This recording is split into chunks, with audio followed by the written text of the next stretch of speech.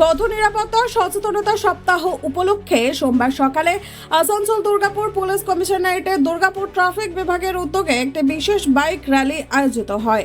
দুর্গাপুরের গান্ধী মোড় থেকে শুরু হয়ে এই র্যালিটি এনআইটি মোড়, দুর্গাপুর মহিলা মহাবিদ্যালয় সংলগ্ন এলাকা এবং ভগৎ সিং মোড় সহ ইস্পাত নগরের বিভিন্ন গুরুত্বপূর্ণ রাস্তা পরিক্রমা করে পুনরায় গান্ধী মোড়ে এসে শেষ হয়। র্যালির পথে বিভিন্ন মোড়ে থেমে ট্রাফিক আধিকারিক, সাধারণ মানুষ ও বাইক আরোহীদের ট্রাফিক আইন মেনে চলা বাধ্যতামূলক, হেলমেট ব্যবহার এবং নিরাপদ গতিতে গাড়ি চালানোর বার্তা দেন।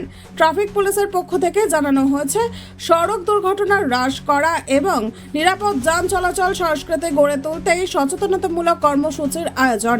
আগামী দিনেও পথ নিরাপত্তা নিশ্চিত করতে এই ধরনের কর্মসূচি লাগাতার চালিয়ে যাওয়া হবে।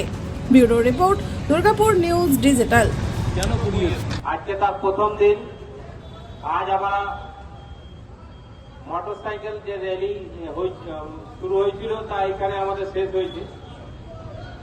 সেফটি উইকের যে নিয়ম কানুন গুলো আছে, সরকারের যে নিয়ম আছে, যে আপনারা যেসব ট্রাফিকের যে নিয়মগুলো আছে সেগুলোকে মেনে চলতে হবে।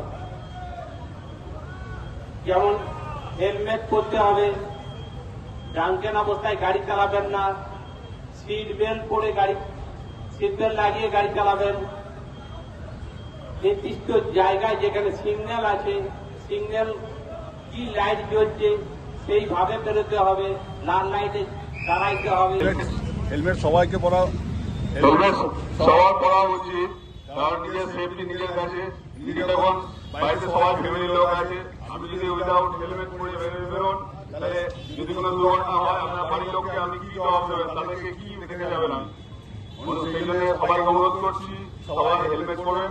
নিজের ছেলে বাড়িতে যারা বাইক চালায় বা স্কুটি চালায় সবাইকে হেলমেট করতে উৎসাহিত করবেন। বিপদ সবসময় যে কোনো সময়